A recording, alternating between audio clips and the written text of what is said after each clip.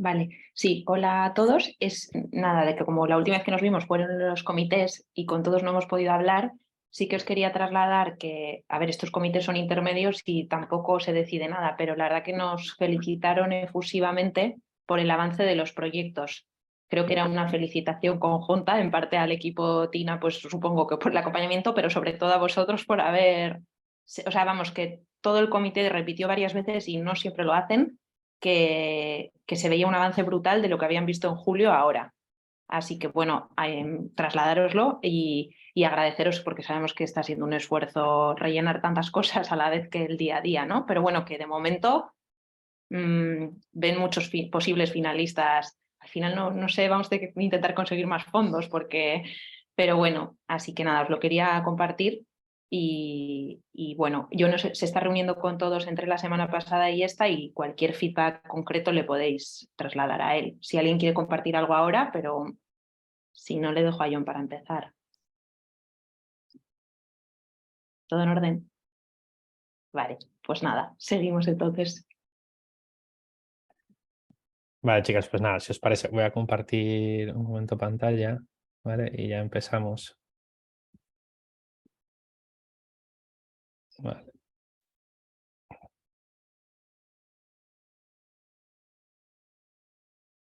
¿Veis mi pantalla todas? Sí, vale.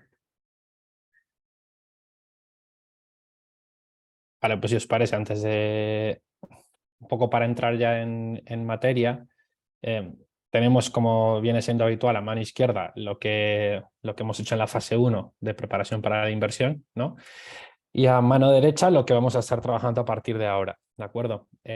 Lo que sí es cierto es que hasta ahora hemos estado trabajando impacto en profundidad, avanzando con validación de negocio, pero no nos hemos metido con los números que están detrás de ello, ¿no? O sea, qué soporta todo esto, ¿no? Entonces, el trabajo a partir de ahora se va a centrar en integrar todo lo anterior y aterrizar los números de ese plan que dibujáis y ver los posibles escenarios que se generan en torno a ello. Hoy concretamente los escenarios no, pero sí que los estaremos viendo.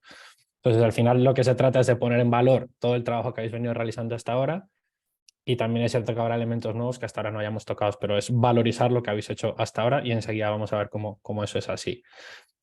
Aquí la clave, e incidiré sobre esto en varios momentos, es cómo se integran las distintas piezas para mostrar un proyecto compacto con un foco claro de cómo avanzar y que esté generando el suficiente movimiento, la suficiente tracción, ¿no? para poder avanzar, para que se vea que va a avanzar con esta inversión que se está planteando, ¿no?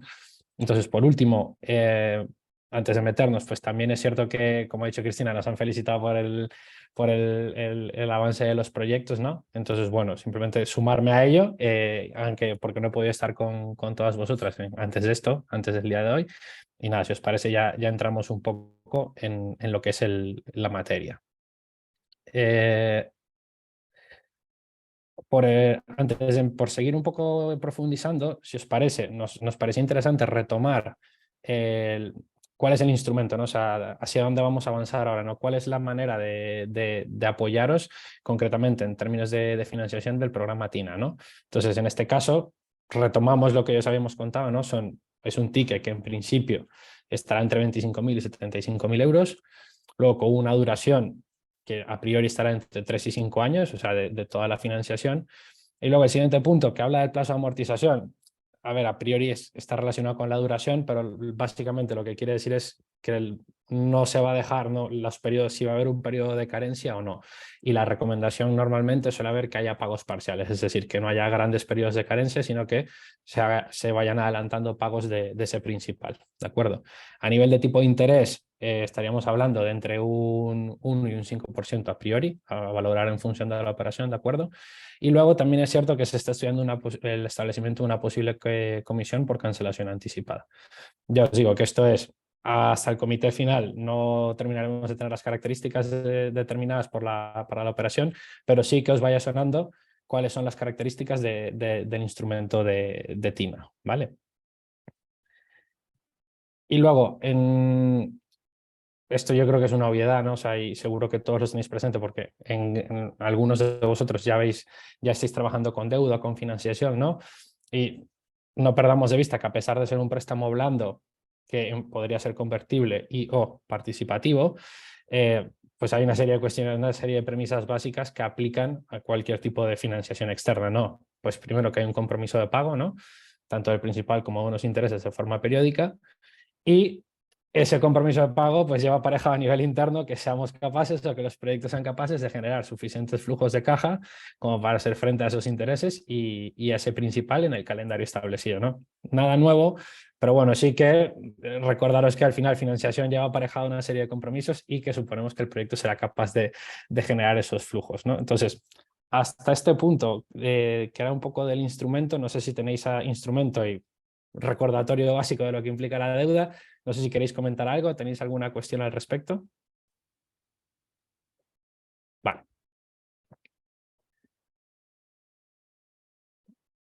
Espera. Elena, sí, has levantado la mano. Solo una cosa que nunca, siempre tengo la duda y quería preguntaros. ¿El hecho de que pueda ser convertible y o participativo significa que en el proceso, digamos, a futuro se puede convertir la deuda en participaciones de la empresa, pero no es el instrumento que proponen de salida? O sea, porque claro, se abre, pero no sé en qué momento o cómo. Vale. Si os parece, en este sentido, el préstamo cuando se proponga la operación, se propondrá un tipo de préstamo al proyecto, que podrá, por eso decimos que podrá ser participativo y o convertible, pero dependerá de la operación concreta en la que estemos valorando. Préstamo blando seguro y ahora convertible o participativo en función de cada operación, pero sí que tengamos presente que puede ser uno de esos dos escenarios. Cris, no sé si quieres matizar algo. Sí, no, añadir simplemente, convertible no hemos hecho todavía, no creo que vayan por ahí los tiros, aunque quizás sí. O sea, imagínate que hay un proyecto que sí que tiene una pinta de escalabilidad, rentabilidad y tal, y se decide hacer una cosa tan blanda, pues igual ahí sí que se reservan el derecho a convertir en capital. Pero por el tipo de proyecto que estáis, no creo que haya muchos casos de esos. El participativo, a veces sí que lo hemos utilizado porque el participativo contabiliza en fondos propios, entonces gente que igual necesita para no entrar en causa de disolución, o te permite, por ejemplo, ser muy blando en el sentido de decir, venga, un 1% de interés todo el rato, pero si te empieza a ir bien, te cobro un 3%. Entonces yo te diría, préstamo blando, como decía John, seguro, participativo puede ser y puede ser interesante para las dos partes, anticipo muchos casos. Pero bueno, como dice John, luego cuando esté detalle en cada uno. Bueno, gracias, Cris. Elena, ¿ha respondido? Vale. Simplemente recordaros que ya sabemos cuál es el instrumento y un poco las implicaciones de deuda, que sepáis que todo esto acaba, ¿no? Todo este trabajo que vamos a empezar a hacer, que hemos venido haciendo y que seguiremos haciendo a partir de ahora, pero con foco en la inversión, pues finaliza en un comité de inversión que tiene lugar el 16 de febrero. Y a nivel de integrantes, ya les conocéis a las personas que estarán en ese comité, porque a la gran mayoría, muchos ya, ese día seguramente haya un par de personas que no han estado hasta ahora, pero al resto ya le conocéis, ya los conocéis. Y de hecho, aquí os invito a que ya habéis tenido 2 interlocuciones con estos comités o con el comité, con lo cual ya sabéis por dónde os ven o por dónde os preguntan o por dónde ven las cosquillas del proyecto, ¿no? Entonces, aunque nosotros hagamos énfasis en recordarlo, también tener en cuenta qué es lo que os preguntan y qué es lo que os preguntan recurrentemente de comité a comité, ¿no? Entonces, nosotros hacemos la labor de recordarlo y de minimizar que vuelva a surgir, pero bueno, que ya habéis tenido 2 interacciones con ellos, ¿de acuerdo? Entonces, ese día del comité, a priori tendréis un pitch de 10 minutos, ¿vale? Pitch completo, por así decirlo, ya lo iremos viendo más adelante, y luego tendréis 20 minutos para preguntas, ¿no? Entonces, en esta parte, un mínimo comentario es, visto las presentaciones de este comité, en función de quién la haya hecho, pues habéis gestionado más fácil los tiempos que os propusimos, la estructura, o igual os habéis detenido más en un momento que igual no era tan importante explicar en tanta profundidad eso, sino era mejor decir solo el titular y que luego en las preguntas, si el comité quiere, vuelva sobre ello. Entonces, recordar esta idea, ¿no? O sea, es dejar la idea clara, la idea principal muy clara, de forma que luego el comité, si quiere preguntar, pueda volver sobre ello, pero es obvio que en 10 minutos o en 15 no podréis contar en toda la profundidad con la que os gusta contar los proyectos, todo. Entonces, bueno, incidir sobre esa idea para el comité, ¿vale?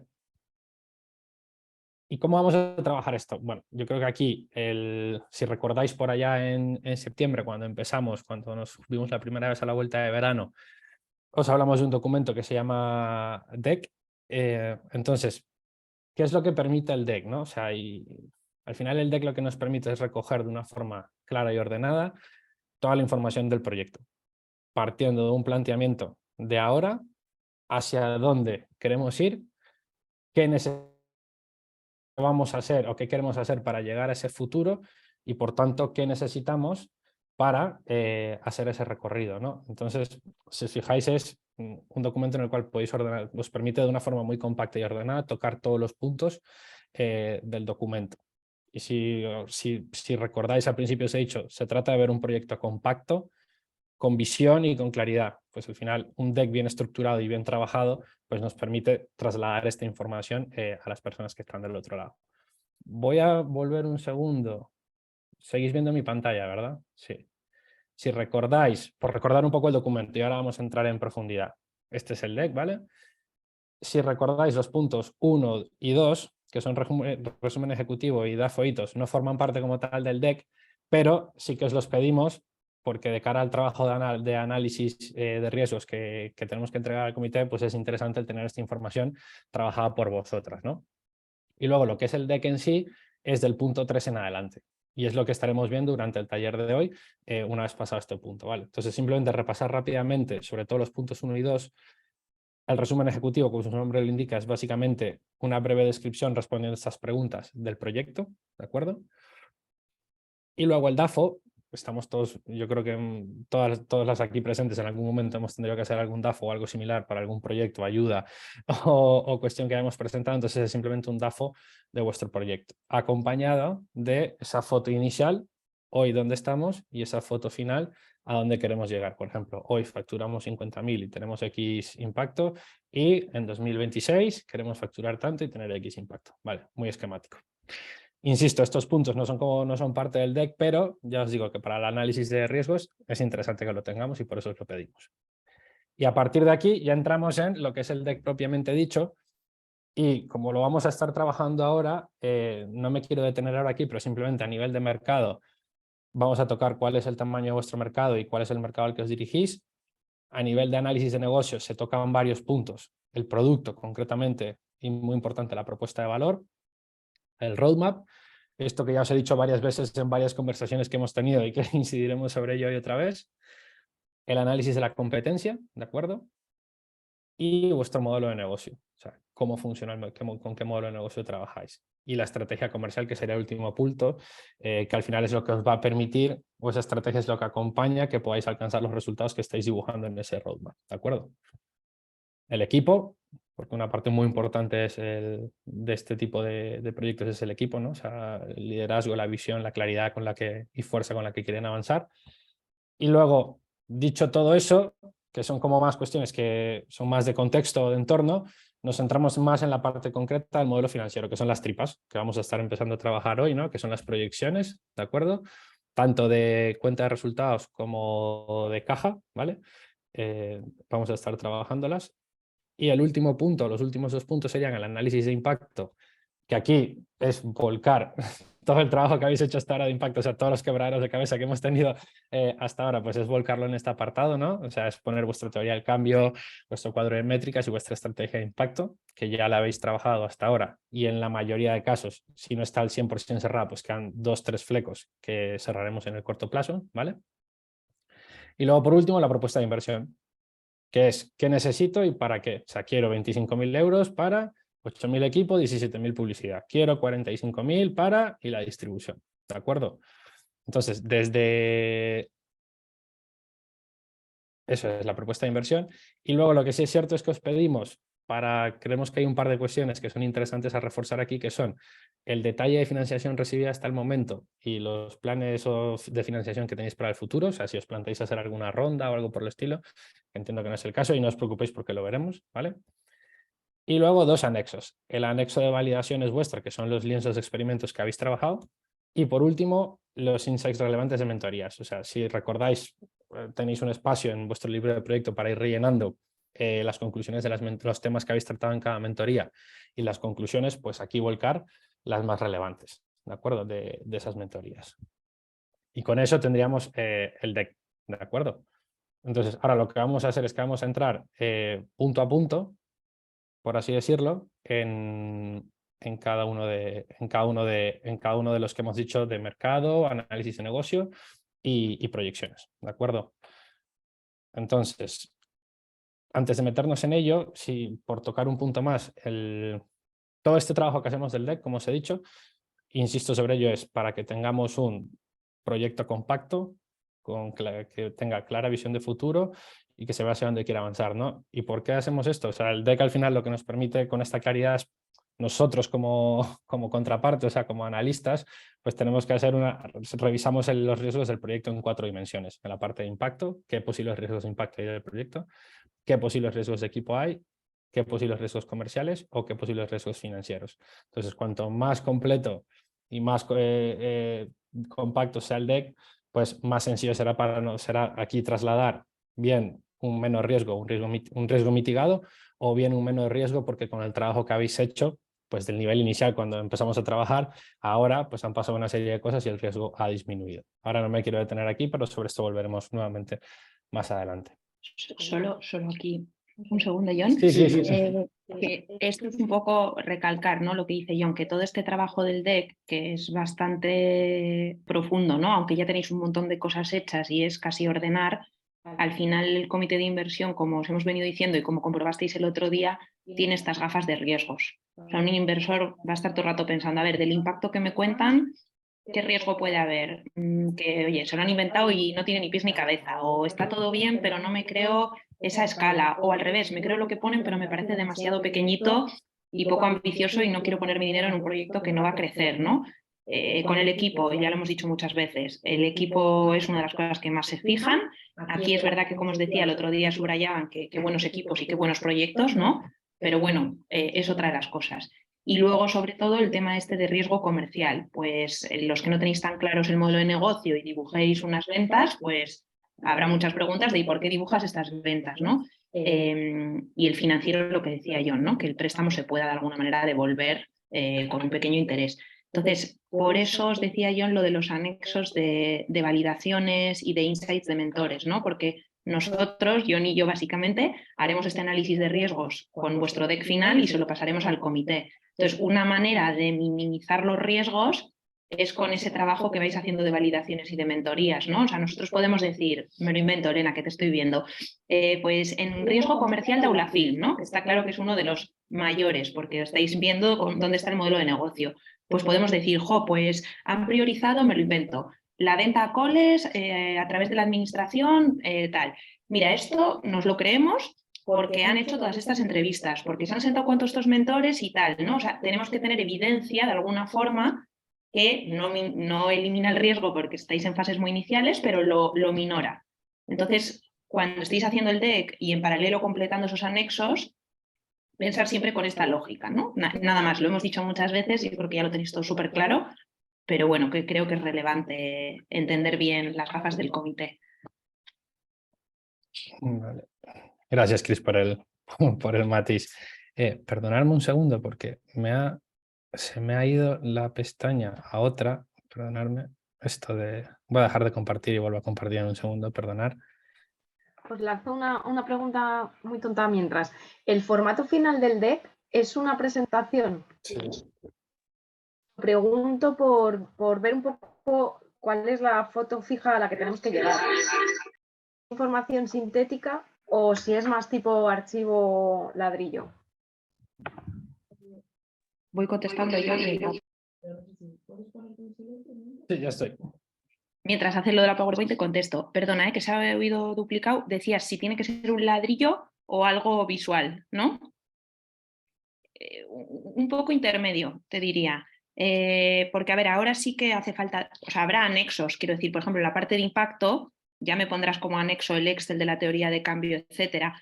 Entonces, tiene que ser visual, pero bastante detallado, no es un pitch. O sea, el pitch del comité de inversión lo sacarás de este deck, pero el pitch será mucho más corto. Y de hecho, tú que el otro día eras súper visual, para el pitch muy bien, pero aquí más texto, sin que sea un ladrillo, pero de todas maneras ya os pasaremos algún ejemplo. Vale, yo creo que ya por recuperar la presentación, dame un segundo. Bien.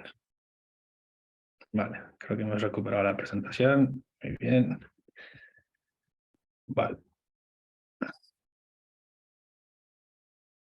Vale, estamos aquí, riesgos. Vale, de acuerdo. Pues como ahora nos metemos ya en el deck, o sea, un poco más, más en profundidad, ¿no? Y vamos a ir bloque a bloque, ¿de acuerdo? Lo que os decía primero, a nivel de mercado, ¿no? Y el otro día salían en el comité, salían cuestiones de, oye, pero ¿a cuántos quieres ir y cuántos existen? ¿No? O sea, esta pregunta salió varias veces por parte del comité, ¿no? O sea, al entender el universo máximo posible al que os podéis dirigir, salió en múltiples ocasiones, ¿no? Entonces, cuando estamos hablando de esto, básicamente la cuestión es, o sea, todos vosotros lo que tenéis identificado un dolor o una serie de dolores que uno o varios segmentos de clientes tienen y vosotros habéis creado una solución para dar respuesta a ese dolor o esa necesidad, ¿no? Pero, claro, insisto, aquí la pregunta fundamental es cuántas personas, empresas, administraciones u otro tipo de organizaciones tienen ese dolor y cuántos están dispuestos a pagar por ello, ¿no? Porque llevándolo al ridículo, si solo 10 personas o solo 10 organizaciones muy pequeñitos tienen ese dolor y quieren responder, pues no tendría, seguramente no compensa todos los esfuerzos necesarios para hacerlo, y aún así, aunque tuviesen una disposición de pago muy alta, lo mismo, ¿no?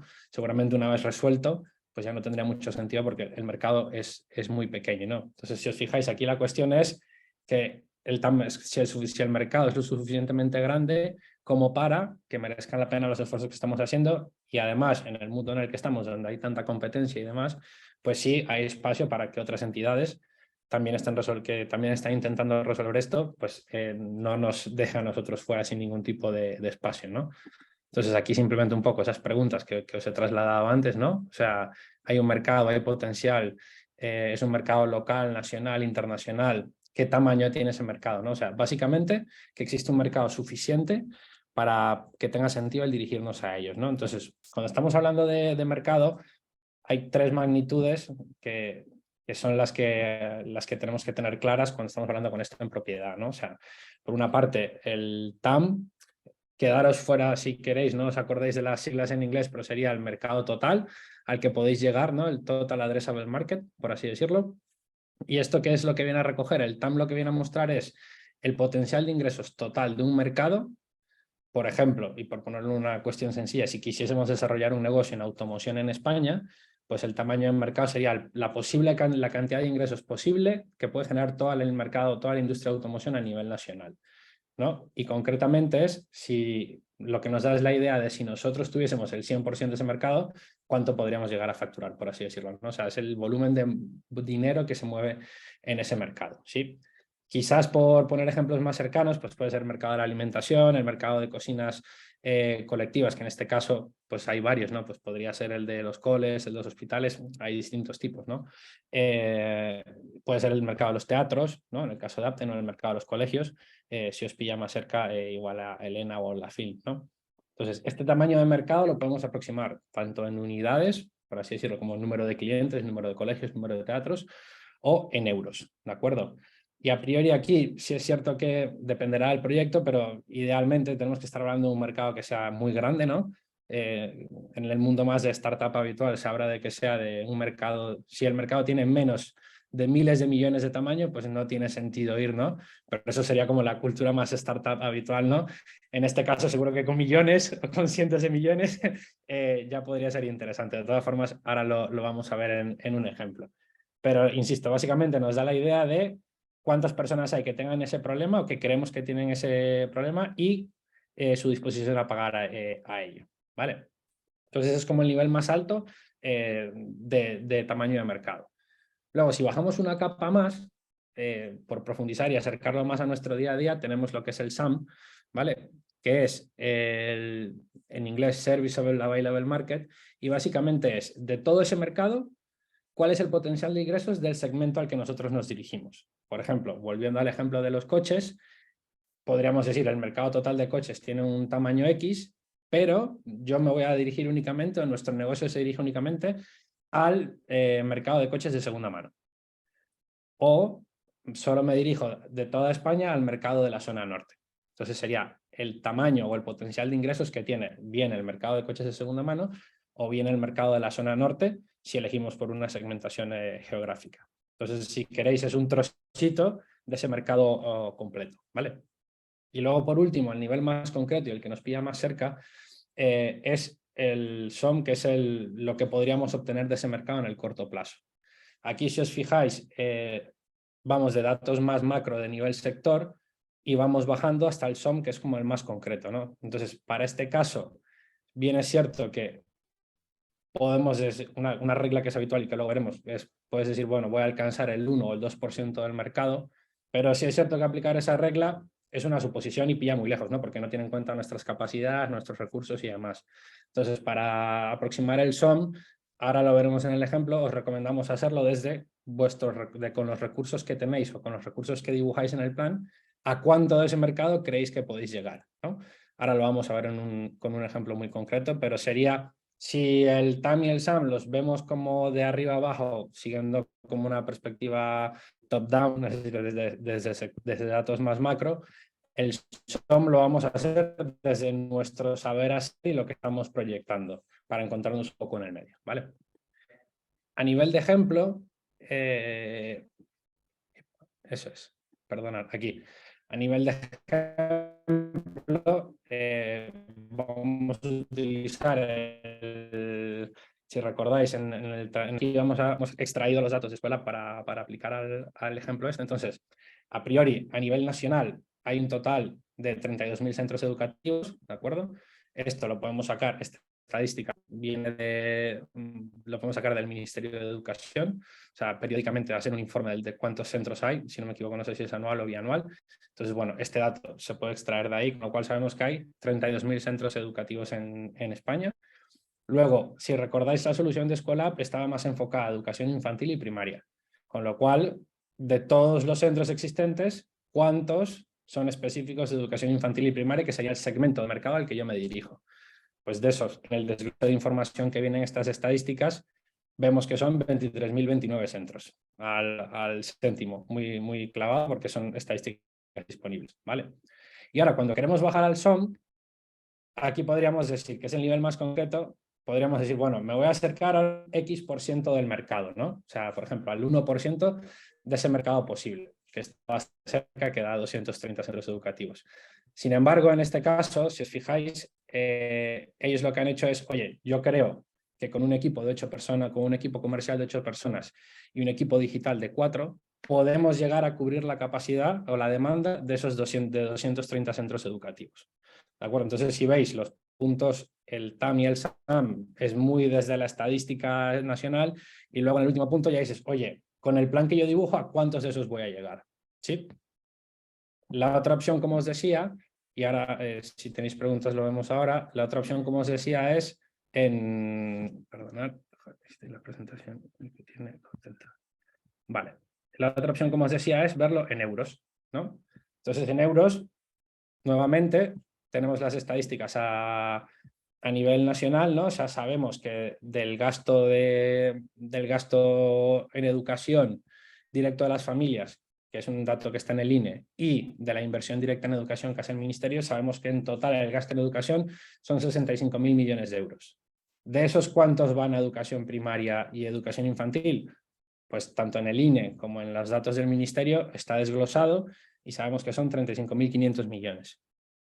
Y ahora lo concreto, que es a lo que podemos llegar nosotros, volvemos a lo mismo. Con un equipo comercial de 8 personas y un equipo digital de 4, creemos que esos 230 centros pueden generar 1,9 millones de euros de facturación. Entonces, si veis, es mezclar los datos generales con los datos concretos del plan que vosotros vais a dibujar para presentar a TINA. ¿De acuerdo? ¿Preguntas?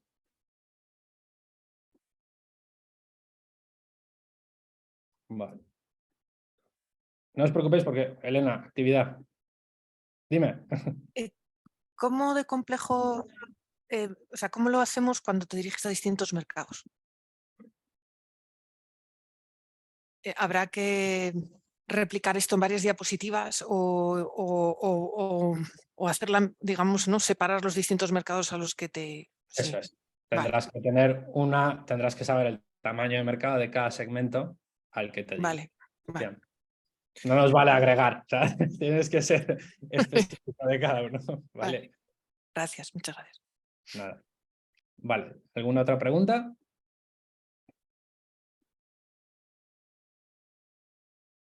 Vale, pues si os parece, la actividad que os proponemos ahora es que dediquéis 10 minutos a empezar a aproximar vuestro TAM, vuestro SAM y vuestro SOM.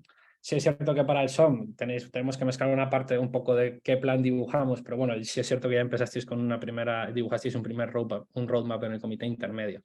Entonces, bueno, sí es cierto que podéis avanzar en esa línea. Entonces, lo dicho, 10 minutos para avanzar en aproximar el TAM, el SAM y el SOM, y cualquier cuestión estamos en abierto para hacer preguntas y demás. Pero bueno, 10 minutos a partir de ahora, ¿vale?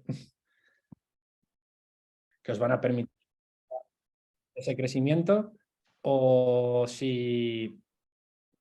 nuevos partners que os van a acompañar de alguna manera. Y luego, por último, si vais a tener alguna ronda de financiación, o sea, si hay algún año en el que pensáis ya que vais a necesitar más dinero para poder alcanzar el plan que estáis dibujando. Entonces, si os fijáis, punto de partida, punto final, una visión esquemática para el oyente, sea quien sea, y que se vea claramente los hitos de cada año. Que yo creo que con los que os he comentado, más o menos toco todos los relevantes, pero bueno, seguro que cuando lo aterricéis a vuestro proyecto igual identificáis alguno más, ¿vale?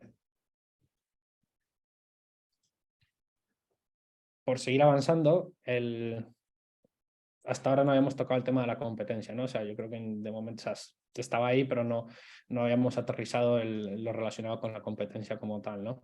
Entonces, para el análisis de la competencia tenemos dos opciones, ¿no? Tenemos la que tenéis ahora en pantalla, que es el análisis de dos ejes, X y Y, ¿no?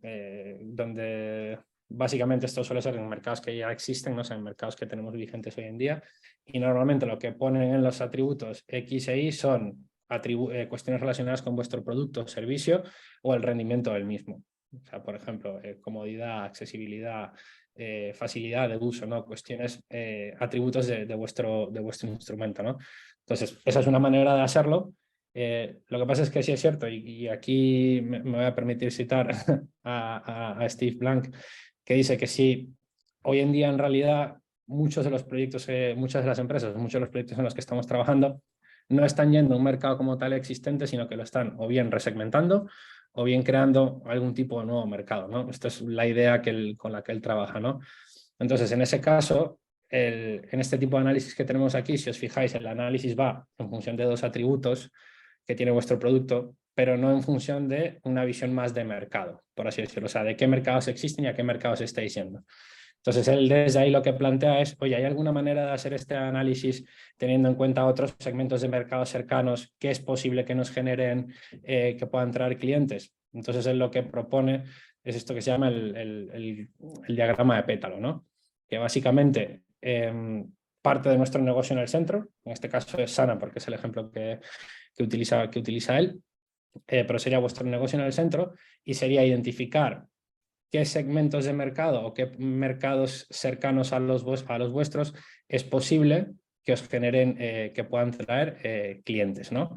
Por el ejemplo de Sana, que es el que tenéis en pantalla, en este caso la empresa es una red de aprendizaje para toda la vida para empresarios. Es decir, cualquier empresario que quiera estar formándose o aprendiendo de forma continua, Sana es el servicio para ello, ¿no?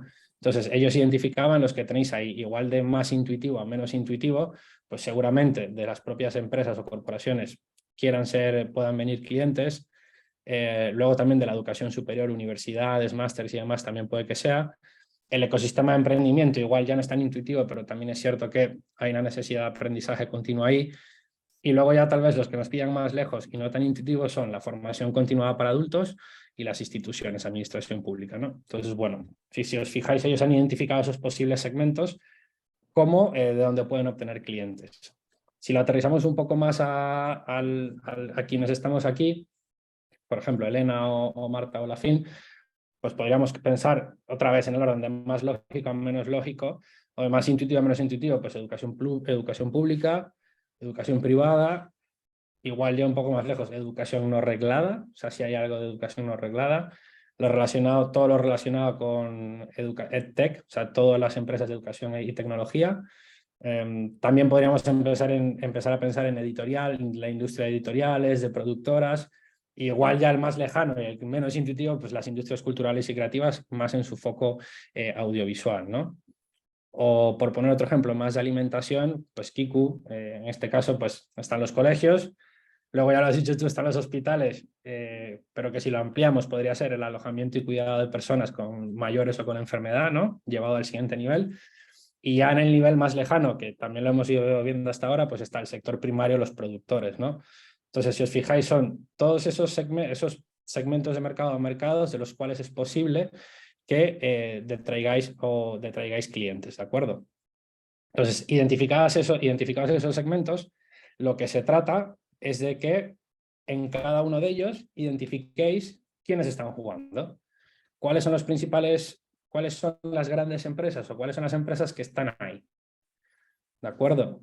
Y ya la vuelta de tirabuzón, que sería fantástico, es si podemos aterrizar, de identificar de alguna manera la facturación de esas empresas, bien porque es un registro público y están sus cuentas anuales o porque en alguna web lo encontramos o similar, genial. ¿Por qué? Porque de esa manera podemos aproximar el tamaño del mercado que estamos intentando crear en caso de que no exista o de esa resegmentación que estamos haciendo.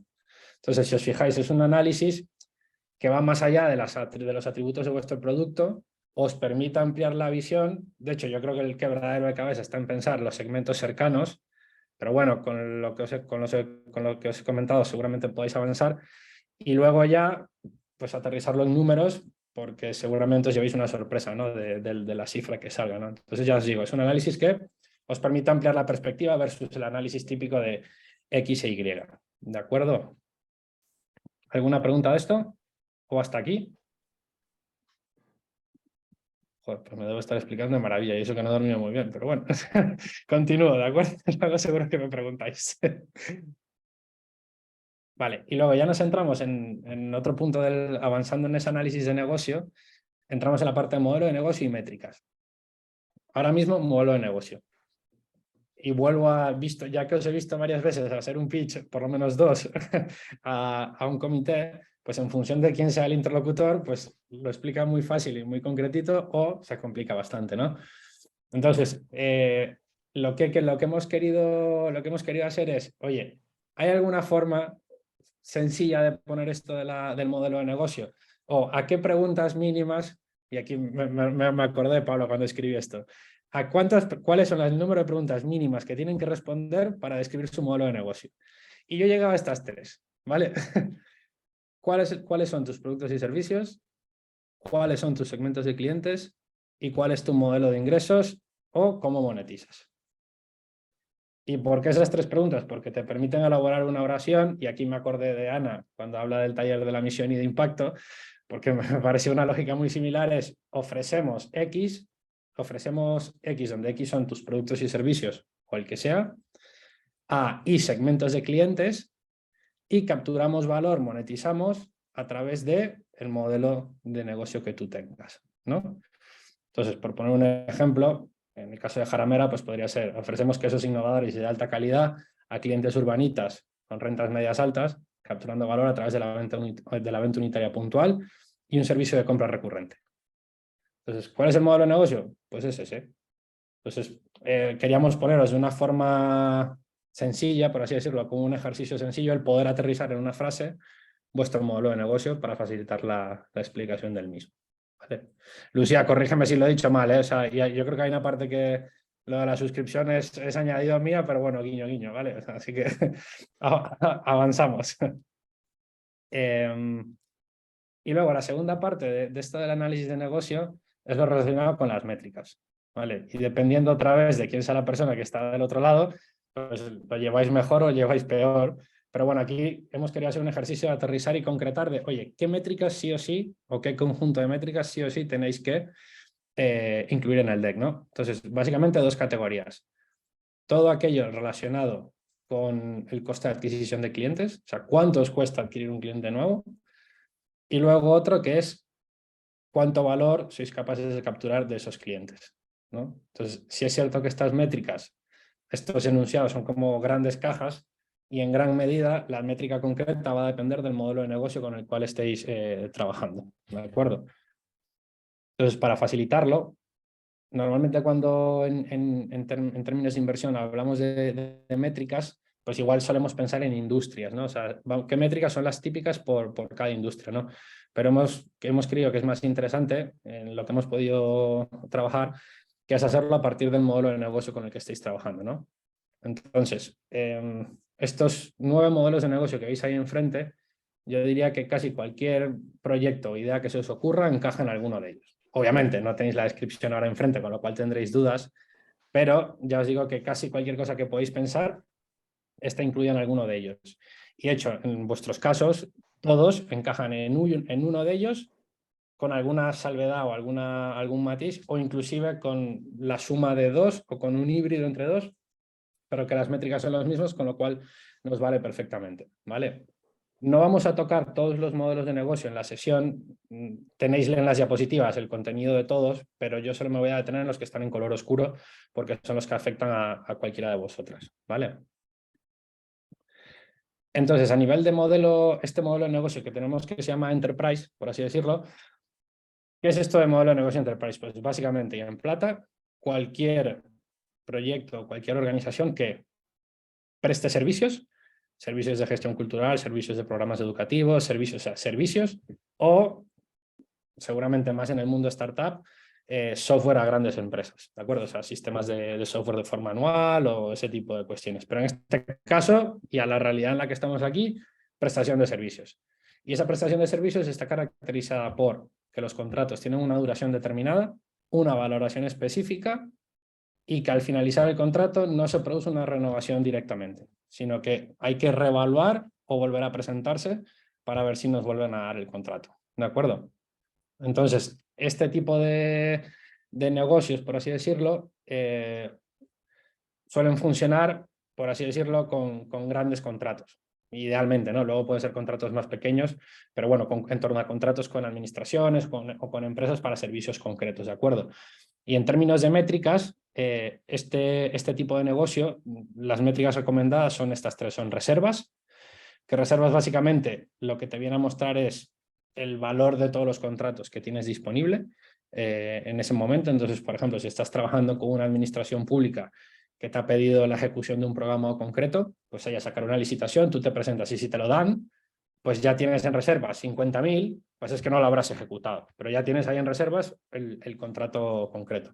O si un departamento de responsabilidad social corporativa te da X miles de euros para un patrocinio concreto para un programa, pues ahí tendrás un patrocinio de un año, otra vez duración determinada, una cuantía concreta y un ámbito concreto de trabajo y pues X, 20.000 o 15.000, ¿no? Pues en ese momento, si solo tuvieses ese cliente, pues tu valor de reserva será 15.000. Si tuvieses 20 clientes y cada uno fuese de 15.000, pues 300.000. Pero básicamente el valor en euros de los contratos que tenéis abiertos en ese momento, ¿de acuerdo?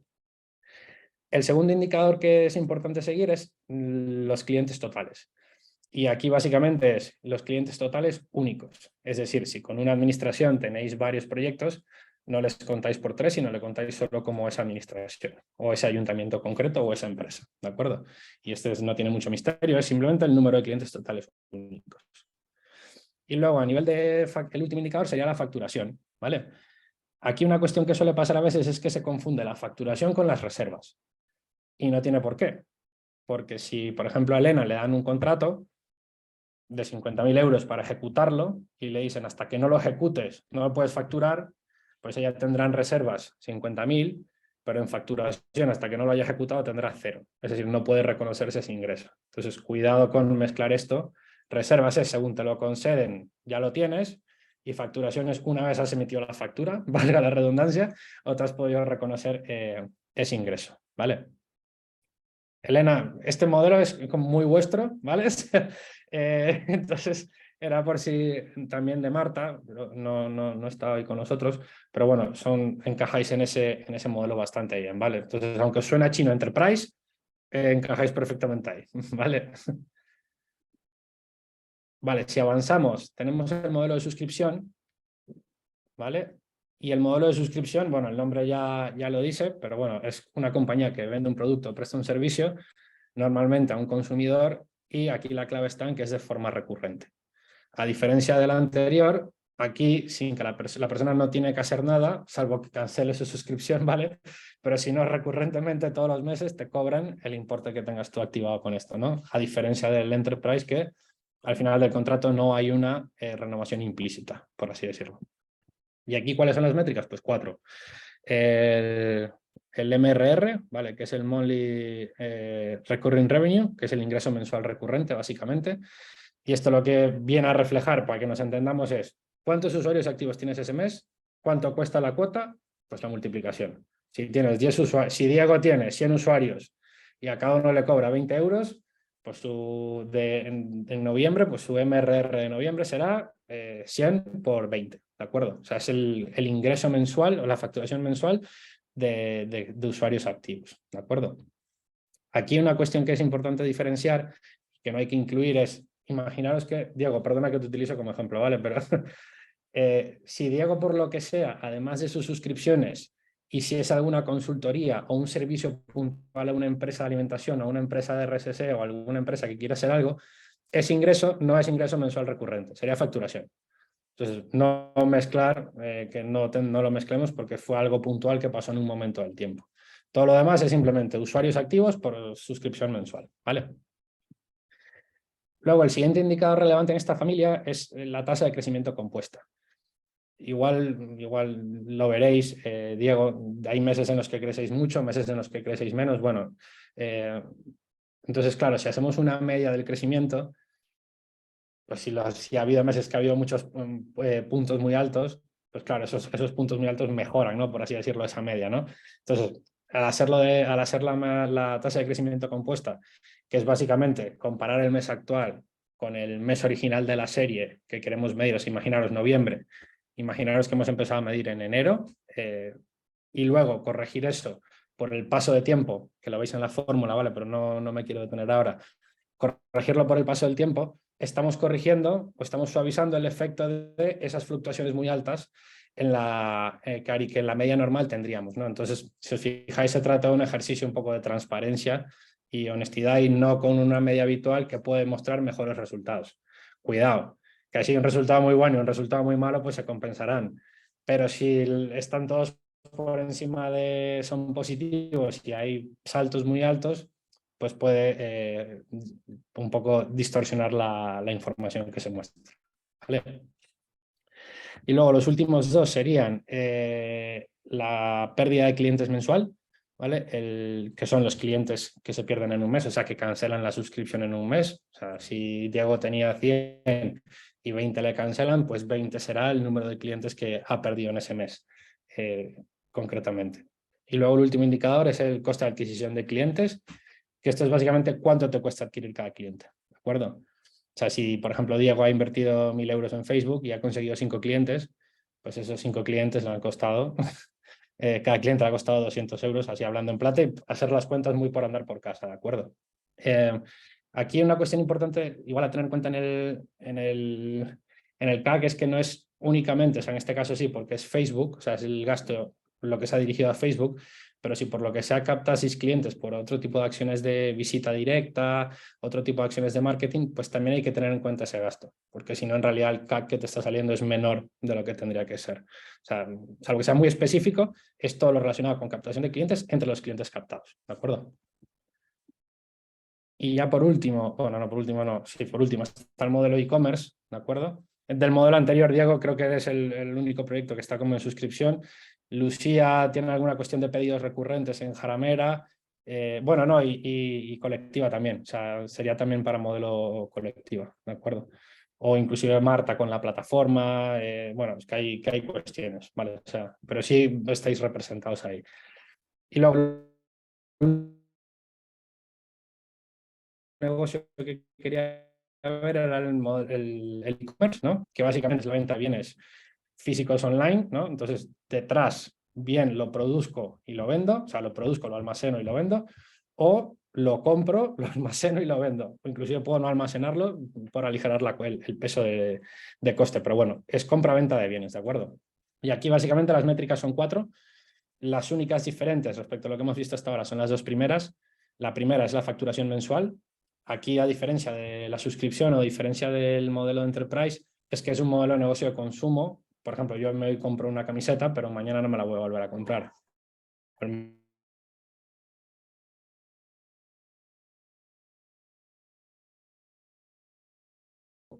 Entonces no hay nada de tanto, son compras puntuales, por así decirlo.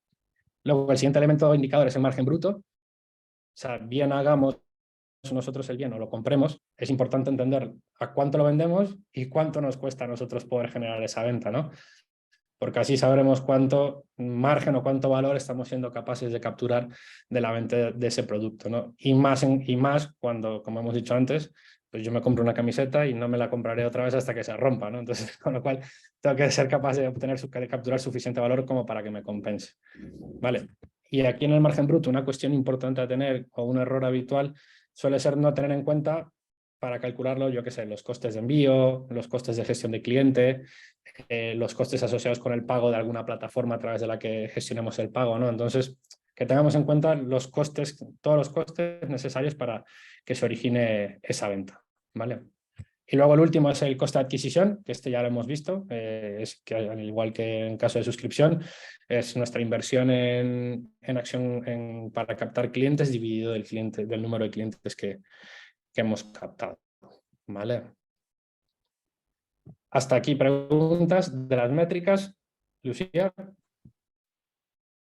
A mí me surge la duda de si realmente tenemos como que etiquetarnos en algún modelo, porque yo me veo muy mixta. O sea, por ejemplo, mis suscripciones son a través de e-commerce. También tengo otro tipo de suscripciones en venta directa, pero como que no sé si realmente tenemos que ser así como tajantes en No se el trata, etiquetado. Lucía, no. O sea, si te fijas, al principio os dije que algunos seréis como mezcla, ¿no?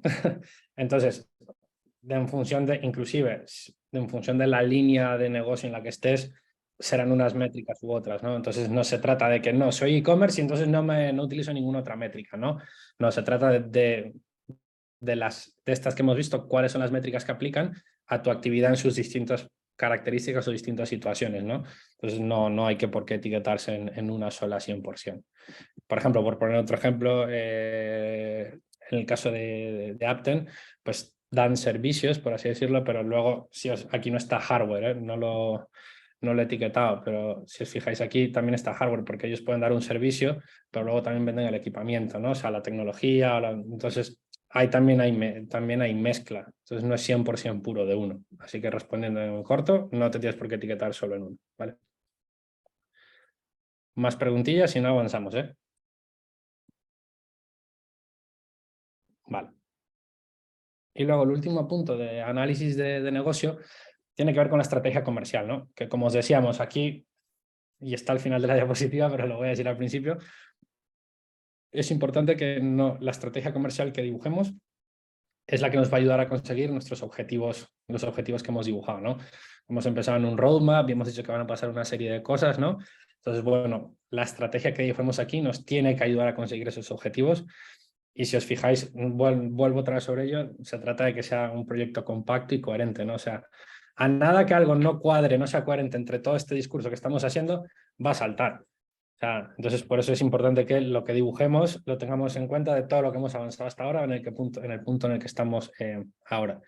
Y ya concretamente de la estrategia comercial en sí, cuando hablamos de estrategia comercial, o sea, también estamos hablando a la vez de tracción. ¿Y esto la tracción qué es? Pues es hablando en forma simple, es la capacidad que tenemos de captar clientes fieles que generen cifra de negocios y dejen un margen por el uso de nuestra solución. Es decir, que seamos capaces de obtener valor de ellos, ¿no? De generar interés, ese interés convertir, fidelizarlo y esa fidelización que podamos obtener valor para que nos permita seguir aplicando nuestra solución cada vez a más clientes o a más personas, ¿no? Entonces, cuando hablamos de esto, ¿no? Decimos, oye, sí, es una estrategia, tu estrategia comercial tiene que generar tracción, vale, pero en el fondo esta atracción, ¿qué es lo que tiene? ¿No? Tiene por una parte la captación y fidelización de clientes y por otra parte, valga la redundancia, que seamos capaces de obtener margen de ellos. Y eso en el fondo no deja de ser que podamos hacer nuestra actividad de una forma sostenible, ¿no? O sea, que en el tiempo podamos llegar al número de clientes necesario y obtener el margen necesario, como para que el equipo y nuestras actividades puedan seguir pasando, ¿no? Por eso hablamos de que tiene que ser una estrategia comercial sostenible, ¿vale? O sea, a eso nos referimos con esto de estrategia comercial sostenible, ¿de acuerdo? Por llevarlo a concretos, ya lo tenéis ahí en los bullets, pero al final, ¿esto de qué se trata? Pues se trata de que seamos capaces de seguir la evolución de clientes, de seguir cómo interactúan con nosotros y con nuestra solución, o sea, qué engagement hay de cliente, de cómo evoluciona el producto, o sea, si vamos a lanzar una nueva versión, si lanzamos un nuevo producto o un nuevo pack en torno a una temática concreta, yo que sé, paz o algo del estilo, ¿no? Y luego, por otra parte, los otros elementos que suponen o que hay que seguir en este tipo de estrategia, pues es, oye, cómo evoluciona mi cifra de negocios y qué margen me está dejando, ¿no? O sea, ya lo hemos visto antes en función del modelo de negocio, pero si estos dos elementos no están en sincronía, pues, obvio, si no somos capaces de captar y fidelizar, pues malamente incrementarán nuestras ventas y nuestro margen. Es que nosotros no vamos a ser sostenibles directamente, ¿de acuerdo? ¿Hasta aquí preguntas?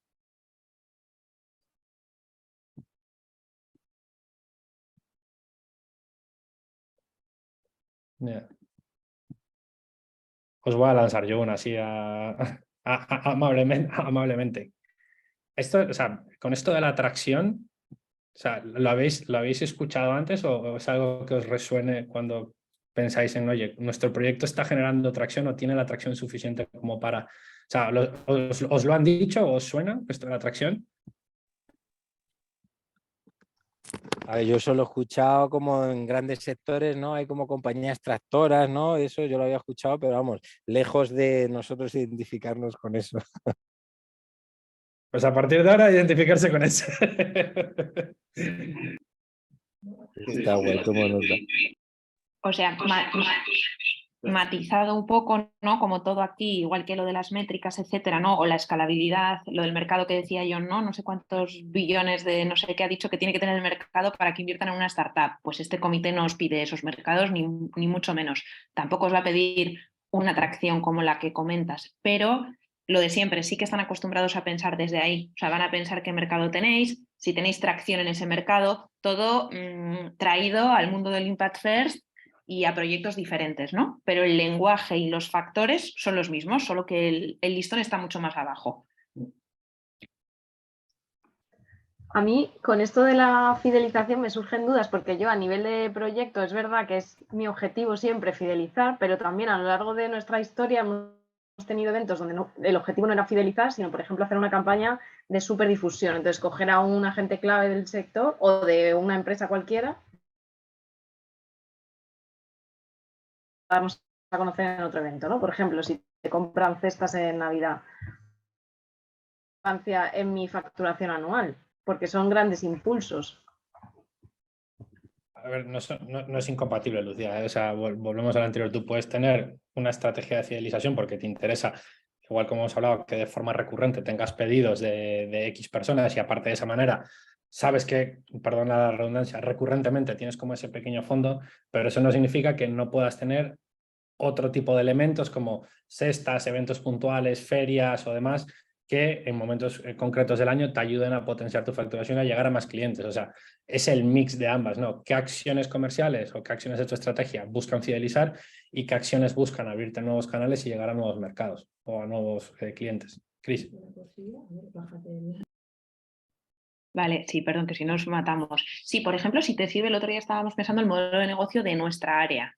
Y entonces nosotros tenemos programas tipo el de Tina, ¿no? Que queremos intentar que sean fidelizados los clientes, ¿no? Que los programas se mantengan en el tiempo, pero luego hacemos consultoría que por mucho que yo lo quiera fidelizar, no se puede, ¿no? Porque un servicio de consultoría es en el momento y luego igual no necesita mi servicio.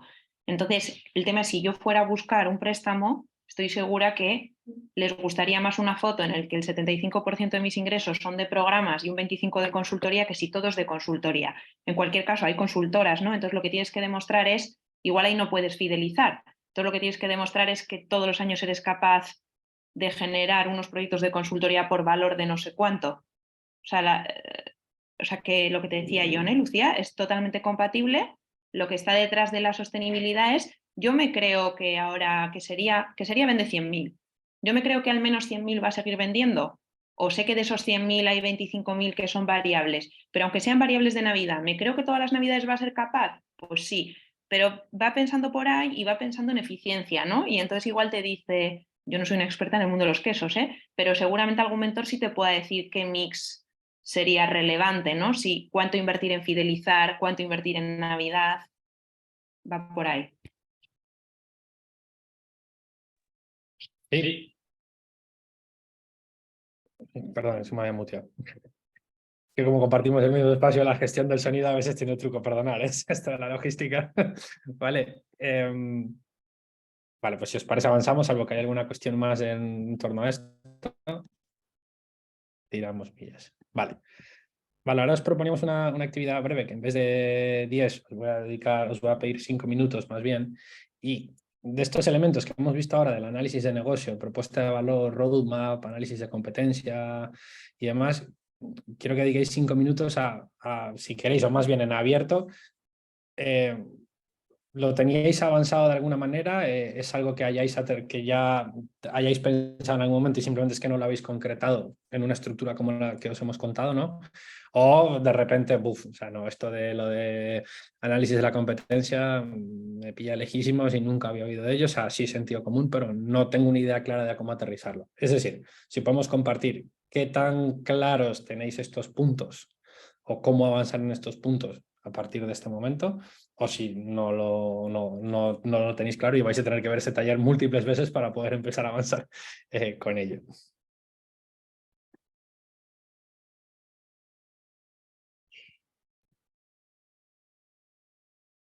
Lucía. Tarda, ¿eh? Que a mí sobre todo me genera muchísimas dudas el análisis de la competencia, porque por mi tipo de proyecto yo me solapo tanto con gente del queso estrictamente como de la alimentación sostenible en general, como del alimento gourmet, y también veo que en el análisis este de la flor, como que parece que cada una de las empresas de la competencia se dirigen solo a un público, pero a mí se me solapan, ¿no? Porque puedo tener una empresa, un iconito de la empresa en varios de los pétalos. Entonces, no sé si es mi cabeza que le tengo mucho barullo, pero veo como muchas interconexiones. No sé si lo veis así desde fuera.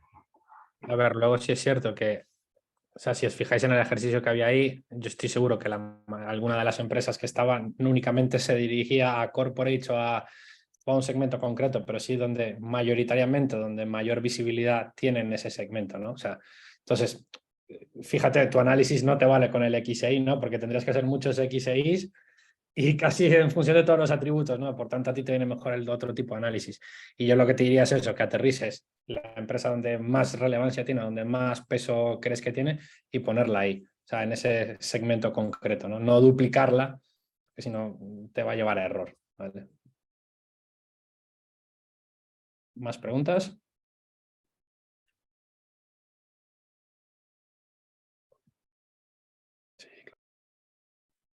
Una cosa ahora a raíz de esa pregunta y de la que me has hecho antes, Lucía, de lo largo que tiene que ser, etcétera, y una cosa que comentaba con John mientras estabais trabajando, claro, detrás de esto hay muchísimo trabajo, obviamente. O sea, pues igual digo que lo tiene hecho o Aptent que en su momento lo haría para cuando nació.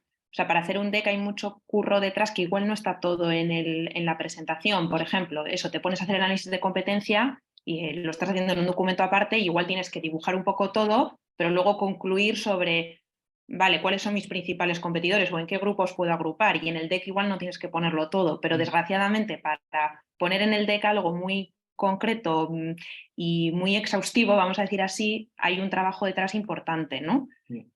Lo mismo puede pasar con lo de los mercados que decía antes Elena Daulafilm. Elena, que ahora mismo se está planteando muchos mercados, tiene mucho curro porque tiene que hacer esto, como ella bien indicaba, para varios mercados. Pero seguramente a la hora de entregar el deck, igual acabas eligiendo 3 mercados de los 8 que has visto, ¿no? Entonces, hay mucho trabajo detrás que igual no acaba aquí, que sí que le podéis obviamente enseñar a John y sobre todo por ver, oye, esto igual es importante, pero es verdad que, aunque seguramente tenéis bastante hecho, aunque no lo tengáis en ningún sitio, porque os habéis ido moviendo en base a intuiciones, observaciones, datos, ¿no?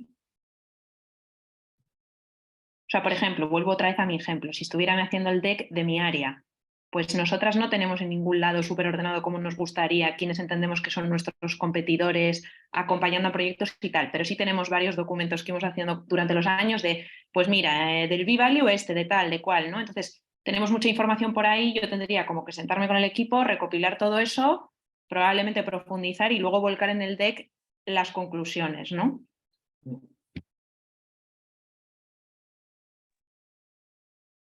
Sí, efectivamente lo que dice Chris es cierto. O sea, luego esta es la, digamos, como esta es la capa introductoria que os permite empezaros a trabajar con ello, pero claro, luego todas las cuestiones como esta que Lucy haya identificado, eso surgirá cuando estéis trabajando, ¿no? Entonces es lo mismo que con los lienzos de experimento, ¿no? Seguro que el primer lienzo que hicisteis, que había un montón de información que os ayudó a llegar de hasta donde estáis ahora, pues nadie dice que no tengáis que primero tener toda la gran foto y luego en el deck volcar las conclusiones de cada cuestión, ¿no? Porque como ya hemos dicho, es un ejercicio de coherencia, ¿no? Y de que, oye, el impacto que dibujo es coherente con esto, la estrategia comercial tiene que ver con el roadmap, mi competencia, la que he identificado en mi propuesta de valor, está suficientemente diferenciado, me diferencio suficientemente de ella, ¿no? O sea, con lo cual tendréis que hacer primero un despliegue grande de todo y luego ir aterrizando qué conclusiones de cada cuestión. Y como ha dicho Chris, en el caso de Elena, igual toca 8 mercados y al final se queda con 3. Pues seguramente, o Lucía lo de la competencia, ¿no? Entonces, bueno, el trabajo está ahí, eso no os lo podemos negar. Lo que sí os podemos es guiar un poco cómo avanzar y en los puntos de seguimiento que tengamos, pues oye, ayudaros a aplicar un poco de claridad para los que no lo tenéis hecho todavía, ¿no? Pero sí hay un curro detrás, desde luego. ¿Vale? Bueno, si os parece, avanzamos. Claro, y si hasta ahora os parecía que todo lo anterior era como externo, por así decirlo, y sí había números, pero bueno, no tantos números, por así decirlo, ahora ya nos metemos en el modelo financiero, ¿de acuerdo? Del modelo financiero, ¿vale? Básicamente, yo creo que tendréis todos la sensación, o todas, de que hasta ahora habéis hablado de varias cosas, pero os falta una parte, ¿no? O sea, sí hemos dibujado nuestro impacto, sí hemos dibujado nuestro modelo de negocio y nuestra validación, pero falta esa pregunta de ¿es viable? ¿Es sostenible? ¿O lo podemos hacer de una forma viable y sostenible? ¿Y eso qué quiere decir? Pues que seamos capaces de generar ingresos suficientes como para cubrir los costes que eso genera y que eso se va a mantener en el tiempo, ¿no? Por lo menos en el tiempo que dibujemos, ¿no? O sea, desde luego, y eso implicará que es sostenible, ¿no? O sea, que ingresos mayores que gastos es que es viable y que en el tiempo se mantenga y mejore es que sea sostenible, ¿no? Entonces, eso de momento no lo hemos tocado, ¿vale? Al final se trata de describir cuantitativamente la oportunidad de negocio del proyecto y cómo se espera que evolucione en el tiempo, ¿no? Al final, si bien todo el deck busca reducir la incertidumbre y el riesgo que percibe el inversor, pues esta parte especialmente, aunque el Excel aguanta todo, pero esta parte especialmente porque todo lo que hemos mostrado antes nos tendrá que dar soporte a los números que aquí dibujemos, ¿no? ¿De acuerdo? A nivel de proyecciones, ¿vale? Yo creo que no... La pregunta es cómo construimos unas proyecciones, ¿no? Y yo creo que no es nada... Si quitamos la palabra proyecciones, si nos quedamos con presupuesto o con plan de gestión, seguro que os suena más familiar porque todas habéis o hacéis presupuestos anuales o tenéis un plan de gestión y al final es un proceso muy similar, ¿no? O sea, lo que pasa es que el horizonte temporal es distinto. El plan de gestión o el presupuesto es anual y estos estamos pidiendo un ejercicio plurianual, con lo cual proyección al futuro, ¿vale? En cualquier caso, por ordenar las ideas, ¿no? Primero, voy a definir los ingresos, o sea, voy a proyectar mi cifra de negocio en los siguientes años, ¿de acuerdo? O sea, lo que creo que voy a ser capaz de generar. Una vez proyectado eso, voy a decir qué costes me supone generar esa facturación, ¿no? O sea, tengo que invertir en marketing, tengo que contratar personal, voy a tener más gastos de transporte porque voy a tener más venta online, voy a tener que voy a tener que alquilar una lonja porque me tengo que ir a Madrid a producir, etc, o tengo que alquilar una cocina, demás, ¿no? O sea, ¿qué gastos tengo que incurrir para dibujar esa facturación que hemos puesto? ¿De acuerdo? Y luego, por último, y como por obviedad, por diferencia, pues tendremos el resultado. O sea, ingresos menos gastos, pues el resultado que sea, quede positivo o negativo. Lo que no será una suposición es el tipo impositivo para el impuesto de sociedades, pero bueno, no es un tema relevante. ¿De acuerdo? Entonces, si os fijáis, hablamos de vamos a mover la cuenta de resultados, ¿no? Que son ingresos y gastos. Pero luego también vamos a proyectar también vamos a proyectar el flujo de caja, ¿no? Porque una cosa son ingresos y gastos, por así decirlo, y otra cosa son cobros y pagos, ¿no? Es diferente. Y antes de meternos con un ejemplo, porque yo creo que es la forma más fácil de verlo esto, al final detrás de este ejercicio que vamos a hacer hay unas hipótesis. O sea, vosotros vais a suponer que las ventas crecen, podéis elegir por una hipótesis estable de un 10% anual, pero bueno, o sea, quiero decir que detrás habrá unas cuestiones. Oye, yo en el 2023 voy a vender 100.000 euros más porque abro la línea B2B, o voy a vender, o porque voy a empezar a recibir una subvención, ¿no? O sea, detrás hay una serie de hipótesis que es importante también que tengamos claras, ¿no? Para dar soporte a eso que estamos diciendo, ¿no? Y seguramente lo tendremos que haber expuesto previamente en el deck, ¿no? Entonces, bueno, sin más que detrás de las predicciones hay una serie de hipótesis que es importante tener claras, ¿vale? Antes de entrar, justo al empezar la sesión os he enviado un email con dos enlaces, uno que ponía ejemplo 2 taller y luego el cuadro. Entonces, si podéis abrir el que pone ejemplo, es el que vamos a estar viendo ahora.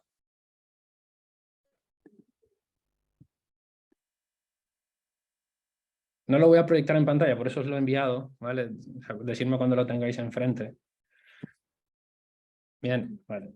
Y no se trata de ir, o sea, yo no quiero entrar en cada pestaña, sino, o sea, quiero que entendamos un poco la lógica, esta estructura general, y luego que me preguntéis, inclusive vais a empezar a trabajar en un pequeño ejemplo, ¿vale? Entonces, si os fijáis, la hoja que tenéis tiene un montón de pestañas, pero las importantes son las que tienen el color verde debajo, que son la cuenta de resultados, el flujo de caja. Dame un segundo que me la pongo enfrente para no deciros cosas que no son. Vale. Cuenta de resultados por línea, cash flow, tipo impositivo, inversión en financiación, línea 1, producción, suscripción, entrada, línea 1, servicio, suscripción, patrocinio y línea 1, gastos. ¿Vale? Esas son las pestañas que tiene el documento. Antes de meternos en ello, ¿vale? El ejemplo de dónde viene. Es una empresa que vende producto, B2C, en tienda física y tienda online, pero poco peso a la tienda online. Y luego B2B, se ha dado cuenta que las empresas organizadoras de eventos y hoteles les parece interesante una adaptación de su producto. Y el producto que elaboran lo hacen con personas con discapacidad en un taller que tienen, ¿no? Eso es por daros un poco contexto para que no veáis solo los números puros y duros, ¿de acuerdo? Entonces, si vamos a la pestaña de línea 1, Product Subscribe Entrada, ¿de acuerdo? En la línea 53 están los ingresos de producto, ¿vale? O los ingresos por producto. Eso es, digamos que esta es la parte fácil porque están los números puestos y ya está, ¿no? O sea, no tiene más misterio que es poner el precio de cada producto y la cantidad de cada producto y os genera un resultado. Pero lo que yo os quiero compartir es qué es lo que había detrás de esa lógica que ya se han hecho, ¿no? Primero, había un fuerte crecimiento inicial en la línea B2C, en tienda física, que luego se estabiliza y lo complementa la línea online. Ese sería el producto 1. Si os fijáis, el producto 1, el primer año da un golpe muy fuerte, pero luego tiende como a ralentizarse un poco. Pero si os fijáis en el producto 2, lo refuerza esa línea online, ¿no? O sea, el primer año crece menos fuerte, pero a partir del segundo empieza a subir un poco la cantidad de los ingresos. Y luego a nivel del producto 3, ahí sí que hay un fuerte crecimiento y eso es porque ese es el que va dirigido a hoteles y empresas organizadoras de eventos. Entonces ese es el mercado donde más respuesta están teniendo y por tanto es donde más se ve ingreso en esa línea de producto 3. ¿Vale? O sea, simplemente esos 3 ejemplos. Y luego, si vais a la pestaña subvenciones, patrocinios, veréis que ellos recogen una suposición de que van a recibir unos ingresos periódicos por subvención, y en este caso es así, porque las personas con las que trabajan, pues por emplear a este tipo de personas reciben una subvención de forma periódica, ¿no? El primer año veréis que hay un pico respecto del año 2, 3 y 4, y es porque ese año recibieron una subvención de otra fuente distinta, pero vamos, luego lo que veis es cómo va incrementando la subvención en función, se van incorporando más personas trabajadoras del colectivo, ¿de acuerdo? A nivel de costes, si vais a la pestaña línea 1 gastos, ¿vale? Podríamos decir que para conseguir ese crecimiento que hemos dicho anterior, ¿no? Entonces, si os fijáis, hemos proyectado los ingresos y yo os he contado en 4 puntos el resultado de 2 meses de reflexión, ¿vale? Pero, o un mes y pico de reflexión, pero esos son los 4, eso que está en el Excel, y el titular que yo os doy es el resultado de toda su reflexión, ¿vale?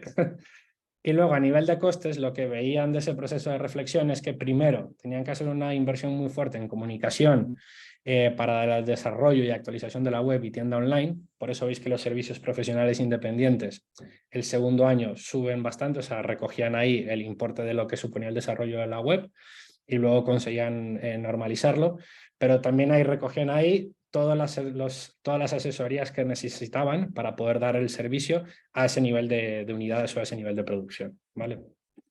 A nivel de inversión, en comunicación, también veréis que es creciente en la partida de marketing, publicidad y propaganda, porque lo identificaban como necesario para dar soporte a ese crecimiento de ventas que dibujaban, ¿de acuerdo?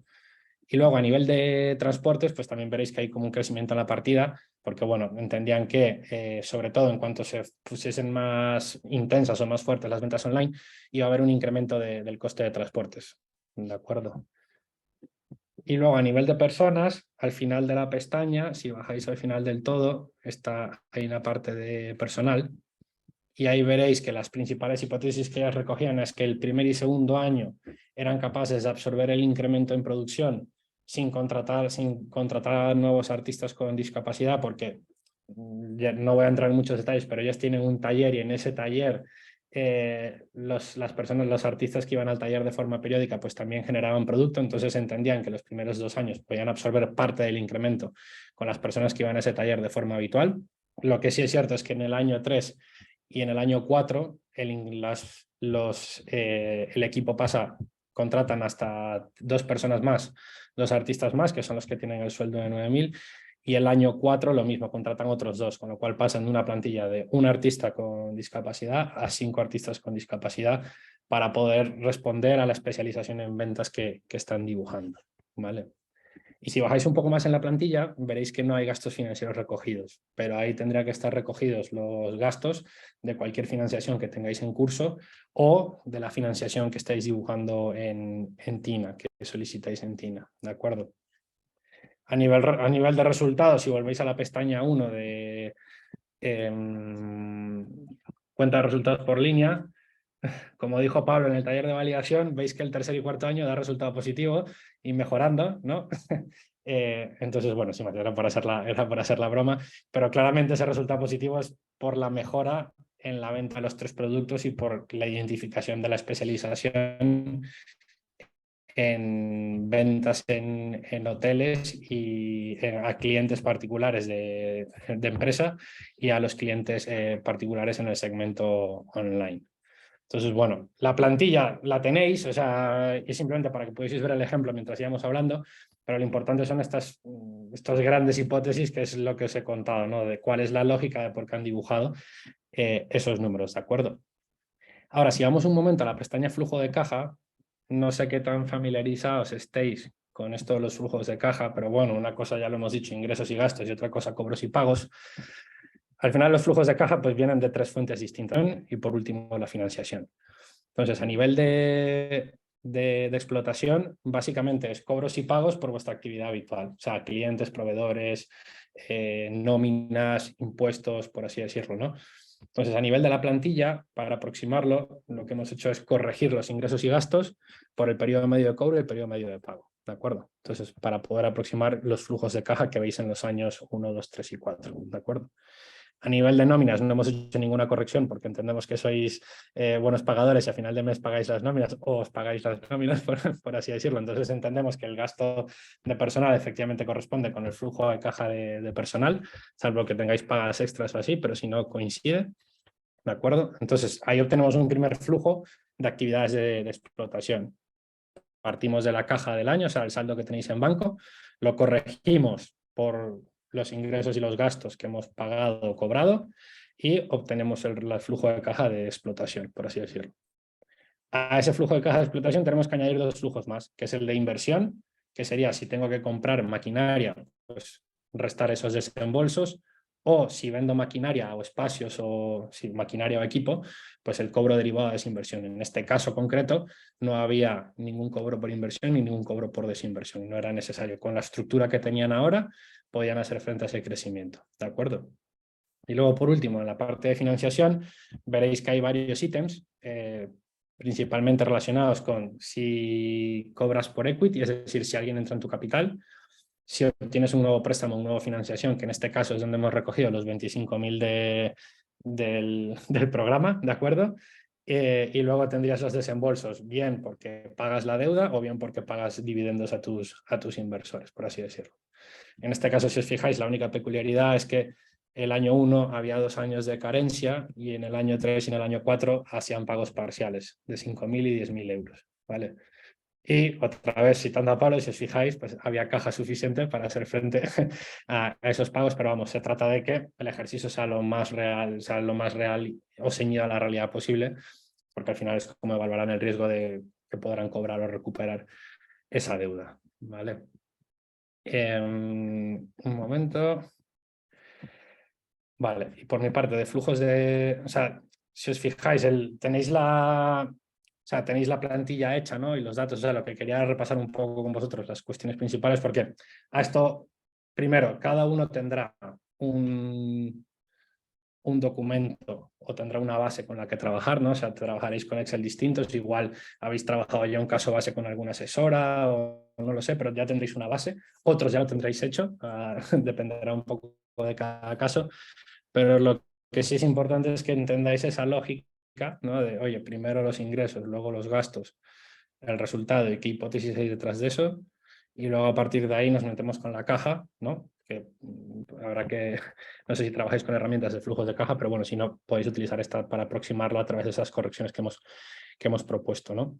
Entonces, dicho esto, y así sin más dilación, para que entremos un poco en calor, en el mail os pedía que tuvieseis a mano los ejercicios de los datos del último ejercicio completo. Entonces, en el email os he mandado, había un segundo enlace que es cuadro base proyecciones, y ahí básicamente lo que os pedíamos es empezar a trabajar ese cuadro base con los datos que tengáis de proyecciones, ¿no? No sé si tenéis alguna pregunta hasta aquí. Antes de meternos, de valorar si nos metemos con esto ahora o cómo va a ser un entregable, lo dejamos directamente para el entregable, pero sí quiero saber si tenéis preguntas hasta este momento.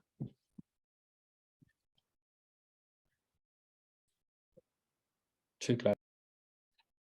Yo creo que más de uno estaréis agobiado, ¿no? O sea, quitando los que hayáis enfrentado este trabajo antes, pues el resto me puedo imaginar que estáis como, que yo pensaba que ya estábamos a la mitad y parece que todo lo que he hecho no, Diego se ríe. Entonces, a ver, yo diría, como siempre, cierta tranquilidad en el sentido de que quedan 2 meses y medio para entregar este documento de forma definitiva, y lo vamos a ir como partiendo un poco, como siempre, en trozos, ¿no? Lo que pasa que otra vez es que veáis la foto entera y sobre todo que cuando estéis trabajando en un trozo unáis las piezas, ¿no? Para que no tengamos que volver para atrás, yo creía que el mercado y tal. Entonces, luego os lo dirá John, pero por si acaso estabais ahí, hay un taller en 2 semanas, hay mentorías con John, o sea, pero es cierto que hay mucha información que depende de vosotros que tenéis que ir buscando ya, ¿no? Pero bueno, no sé si alguien quiere compartir cualquier cosa, incluso sobre esto, de cómo os estáis sintiendo o cómo lo veis. También luego este ejercicio se puede hacer muy complicado y muy detallado o se puede hacer un poco más simple dependiendo de cada proyecto. O sea, dependiendo de cuántas líneas tengáis, etcétera. Lucía. Es que no participamos, ¿eh?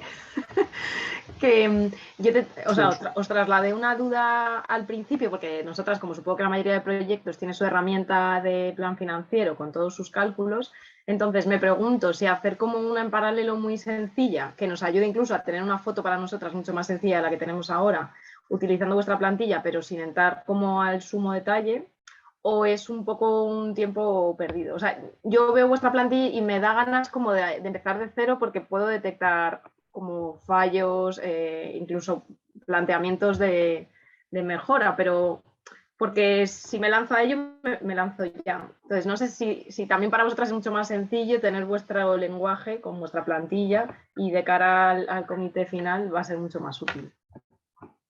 A ver, ¿quieres comentar? O sea, yo tengo... A ver.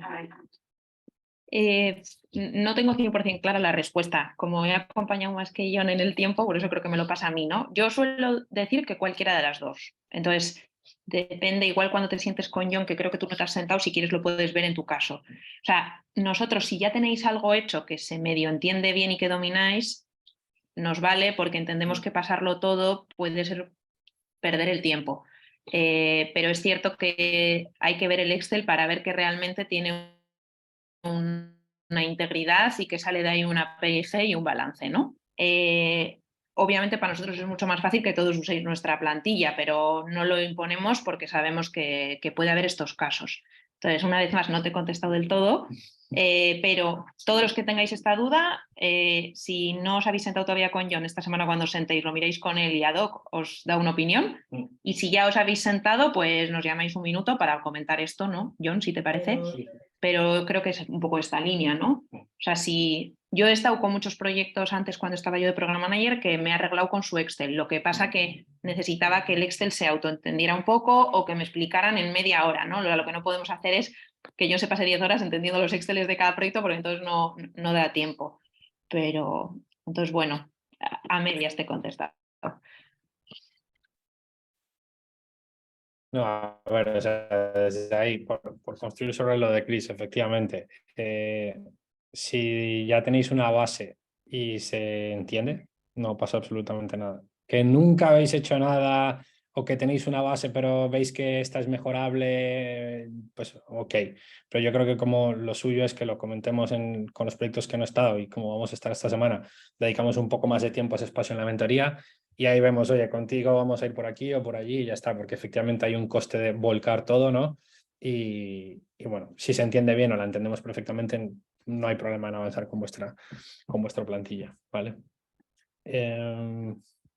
Vale, si os parece, el otro, como el ejercicio que nos íbamos a meter, os va a llevar tiempo y es un entregable, pues si os parece lo dejamos como entregable, ¿no? Porque al final va a ser volcar y empezar a proyectar y aparte os lo voy a explicar ahora al final, ¿vale? Entonces avanzamos. Y básicamente ahora es contaros un poco siguientes pasos, ¿de acuerdo? O sea, un poco cómo vamos a trabajar esta parte de preparación para la inversión, ¿vale? Veréis que hay un montón de líneas, o sea, no quiero que os agobiéis, quedaros básicamente con las 3 primeras de momento, ¿vale? Quedaros con las 3 primeras y es simplemente que tengáis presente que tendremos una mentoría específica de esto a partir de la semana que viene, o sea, entre el 21 y el 2 de diciembre, ¿vale? Hay otro taller de inversión para profundizar, porque si recordáis al principio os dije, también puede haber varios escenarios, ¿no? Entonces, para ver el análisis de sensibilidad y la generación de escenarios, hemos separado el taller en otro trozo, que será el lunes 28 de noviembre, ¿vale? Deberíais estar invitados, pero como hoy a la mañana envié un mail con el enlace, porque al parecer el evento no estaba en el Google Calendar, o a mí me desapareció, entonces bueno, lo revisaremos y si no, igual reconfirmaremos nuevamente la invitación a este taller para que no haya dudas, ¿vale? Y ese segundo taller será de esto, será concretamente de análisis de sensibilidad, ¿de acuerdo? Luego, a nivel de deck, es decir, de todo el documento que hemos estado viendo hoy, de los primeros 3 puntos. Perdona, que no se ve la presentación. No sé si estabas explicando alguna presentación concreta. Sí, perdón, no se ve. Vale. Vale. Muchas gracias, Ana, ¿eh? O sea, ¿y por qué no se ve la presentación? Ah, es que está aquí. Perdonad, ya está. Ahora vemos un extra. Darme un segundo. Stop share. Vuelvo a compartir y ya está. Vale. Ahora sí veis mi... No, seguís viendo un Excel, ¿verdad? Sí. Perdonad. Estas cosas de... No me acostumbro a Zoom, perdonad.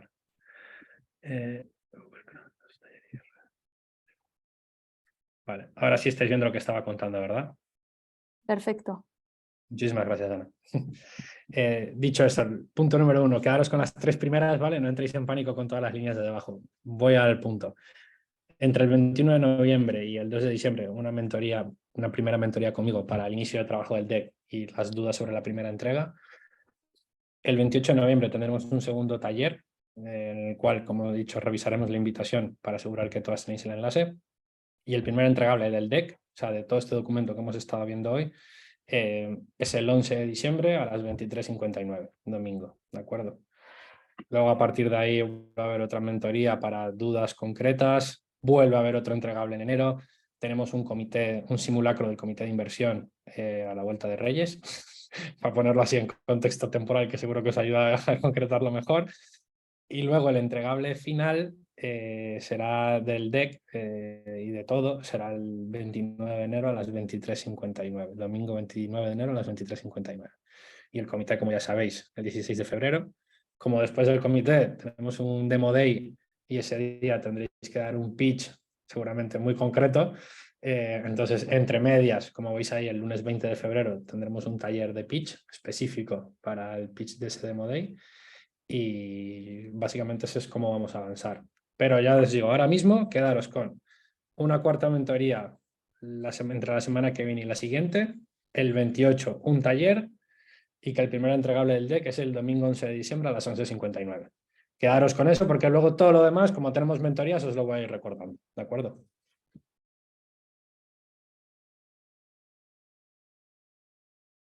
Y ahora, por concretar, y como os decía antes, ese cuadro base de proyecciones que no nos hemos metido ahora, os pido que por favor lo completéis. O sea, como está, del 24, del 21 al 26, si no me equivoco, está.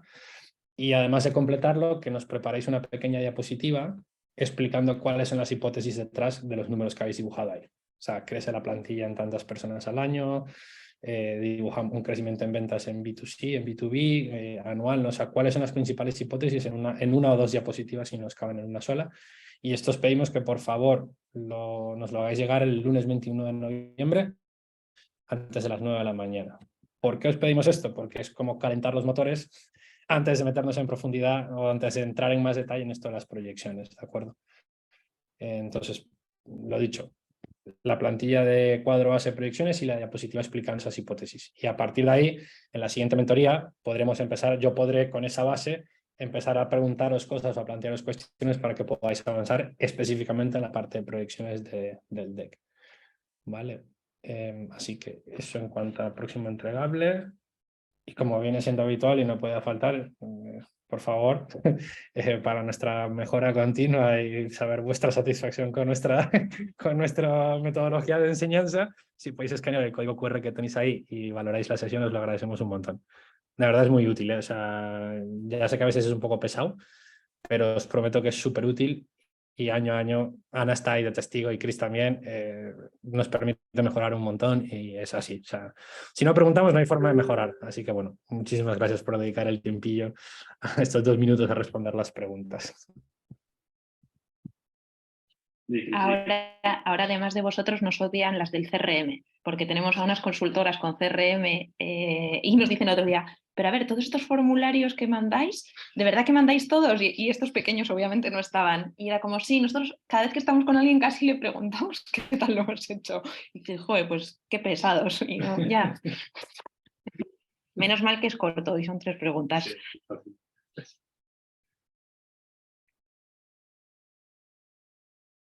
Vale. ¿Habéis podido escanearlo y habéis podido responder?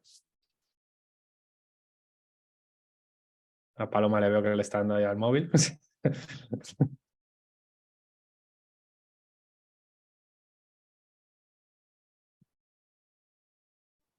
Vale.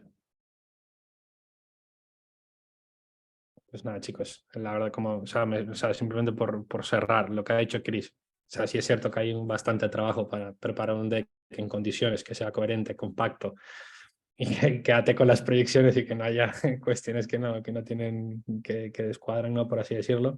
Pero bueno, como siempre, tenemos bastantes puntos de seguimiento con vosotros en el cual podemos contrastar dudas y cuestiones, pero sí es cierto que todo el trabajo que igual no tengáis puesto en concreto de mercado, competencia y este tipo de cuestiones, inclusive las proyecciones, pues sí os va a suponer una dedicación de tiempo y no hay atajo en este caso. O sea, la verdad es que no, si no os lo diríamos. Si hubiese un atajo, os lo compartiríamos. Entonces, bueno, por nuestra parte, acompañaros en lo que necesitéis y para eso están esos puntos de seguimiento. Así que nada, mucho ánimo con ello. Espera, Kiku, tienes una pregunta. Sí. El documento este es compartido, no lo tenemos que descargar, entiendo, ¿no? Sí, perdonar, sí, por favor, descargarlo. Efectivamente, el documento cuadro base, perdonar, muchas gracias, Kiku. Por favor, descargarlo, no lo editéis en directo y subirlo. Os crearemos una carpeta en vuestro universo que sea preparación para la inversión y subirlo a esa carpeta, ¿de acuerdo? En el mail de agradecimiento a la asistencia y con la grabación de la sesión os lo dejaremos claro, pero básicamente descargarlo y subirlo a la carpeta de preparación para la inversión que crearemos, ¿vale? ¿Más cuestiones? ¿No? Vale. Pues nada, equipo, muchísimas gracias por vuestro tiempo, a Ana y Cris por acompañarme en la sesión y nada. Y a Elena, perdón, y Elena también, es que no le perdóname. Y Elena también, que siempre está dándonos apoyo continuamente, perdonad. Así que nada, muchísimas gracias a todas y buena tarde. Ya nos vemos en las reuniones o en la próxima sesión. ¿Vale? Gracias.